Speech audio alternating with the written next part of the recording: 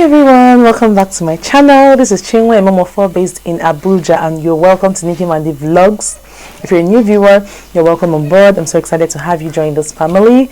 Please come in, hop in. It's all fun over here. And if you're a returning subscriber, oh my, you're the realest of the realest of the realest MVPs. I'm sure you know that, so there's no need saying that, right? You're all welcome to this channel. So without further ado, I'm moving right into the topic of the video, which says time-saving hacks for moms. So if you're a busy mom like me, I have a 9 to 5 with a huge large family, and if you're wondering how I keep it all together with my job, my 9 to 5, everything else, please keep on watching. Don't move a muscle, okay?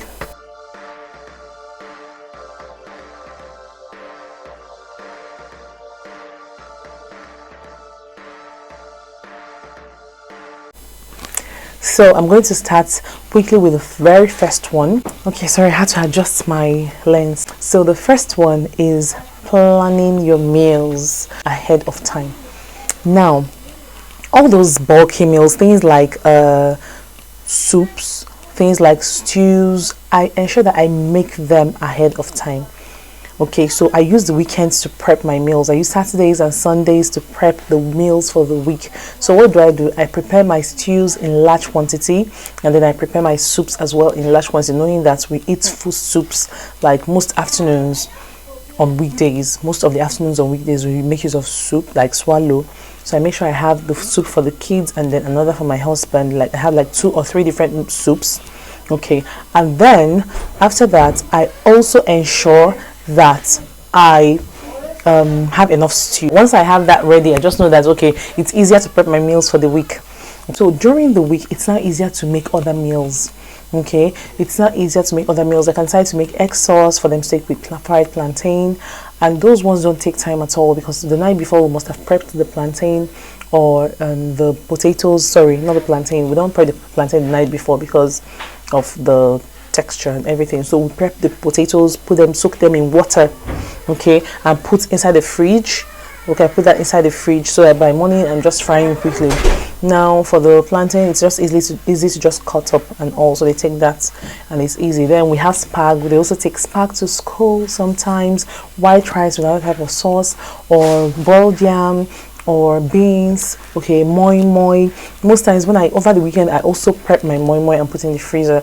Okay, so most times on Saturdays we either do moi moi or akara, so it's easy for me to just do that and then put it in the freezer in Ziploc bags. And weekdays, on a particular day when they're supposed to take that to school or something, I just bring it out and warm it, and it's easy. Okay, so 5 out of the 7 days, it's even 4 days I'm planning for, more or less, because on Fridays we do more of maybe smoothies, fruits.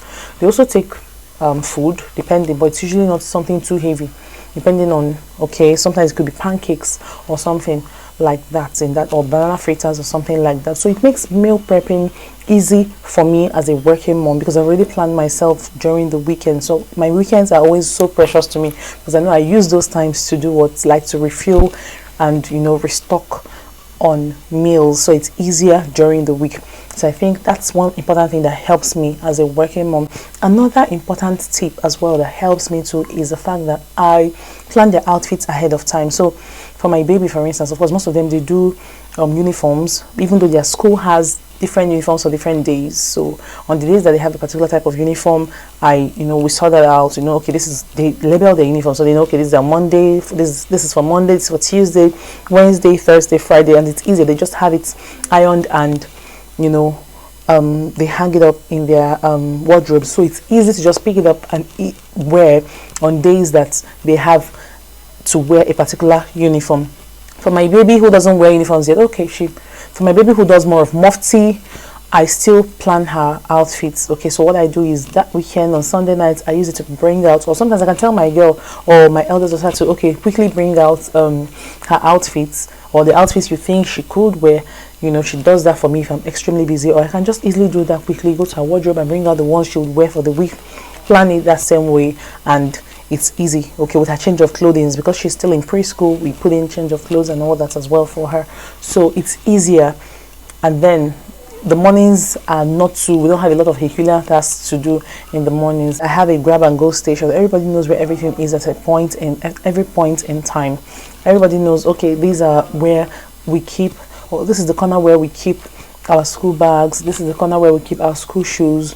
So once they come back from school, they clean up their school shoes, they line it up, okay, in their shoe rack area close to their wardrobe, and then their school bags, they keep it on the other side of the room, okay, where they have hangers for hanging that. And then so it just makes things easier. In the morning, everybody knows, okay, now the night before, they also get to bring out their lunch bags and their lunch boxes, their plates, okay. So they bring out all those things the night before, prep it. In the morning, the only thing I need to do is just to rinse it with hot water. I always ensure that I rinse with hot water. So once I'm done rinsing with hot water, whatever meals we've prepped that morning, we just dish out, and it's easy and fast that way. Once I'm done dishing out, they close up and they pack their bags by themselves. Okay, so the only person that I just concentrate on for now is my preschooler, my toddler, who I now get to ensure that she has her diapers, her wipes, all those extra things that she needs to take to school. Yeah, or sometimes I cross-check after my girl has packed her bag. So it's just easier that way. In fact, what we even do with her is that the night before as well, we pack up her bag. So everybody just knows what they are doing, because the way I put it now, I delegate. Okay, I delegate. Another thing I do, very important, I delegate, and this is very important. Once I delegate, everybody knows what they are doing. So once somebody encroaches into another person, in fact, it gets to the point where when somebody wants to encroach into another person's chore, the other person is like, why are you doing what I'm supposed to do? That this is my job, So I'm trying to get them to get to the point where they know that it's not cast on stone. Nobody's name is labeled or tagged to any chore. Like the fact that I say that you're in charge of this does not mean that somebody else cannot assist you, or that you cannot swap once in a while or every now and then. But because I've done it that way, sometimes they're not flexible. They just want to keep doing that particular thing I've told them to do. So the person who is in charge of bags just knows, okay, I'm in charge of bags, and then they want to keep on doing it. Except I come in again to say, okay, now we can swap. So time, okay, you can swap or something. They don't just want to on their own decide to just swap amicably and all. But it's all good. It still works for me at the end of the day. The fact still remains that they know their chores and they do it, knowing that if they don't, there will be consequences. So all these delegating help me and make it easier for me, okay, as a working mom and as a busy mom. Finally, their daily routine, okay. Everybody knows, just like I said, delegating. They all know their routine. They know that this is what they're supposed to do, and also it works. So yeah, these are a few of the tips. And then there is another important thing that I do, which I'm going to be sharing with you here, because if I don't share it with you, what do I gain if I don't share this tip with you? Now, it's called the 8-8-8 rule. Now, what is the rule all about? In a day we have 24 hours. So that means that when you divide 24 by 3, you get 8, right? So the first part of the 8 is for my work, okay, my 9 to 5. I dedicate the 8 hours to my 9 to 5. The second part of my work, I dedicate to my day, I dedicate to myself, okay, my family, and then the last 8 is for my sleep.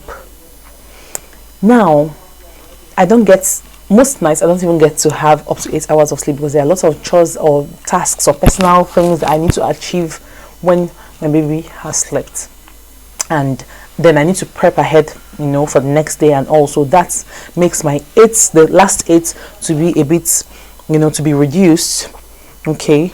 But that just helps me to keep me in check, to just know that, okay, at every point I know that I'm working with time. Okay, at this point I'm done with my 9 to 5. Okay, I've dedicated this time to my 9 to 5. Now it's time to face something else. I'm facing family at this so time, or I'm facing myself at so time. Okay, so it just makes it easier. So yeah, those are the few tips I wanted to share with you today, okay, to make it easier for you as well. And then if you have other tips, there are other tips, but these ones I just chose these ones. I said, let me just quickly share these ones with you, so not to make this video too lengthy, okay. I don't want to make it too lengthy. So please also share with me some other tips that I've not included that you do as a busy mom that works for you in your homes, okay. I'd love to read all about it in the comment section. And don't forget to like, comment, share, and subscribe if you haven't done that. And I'll see you in my next video. Bye.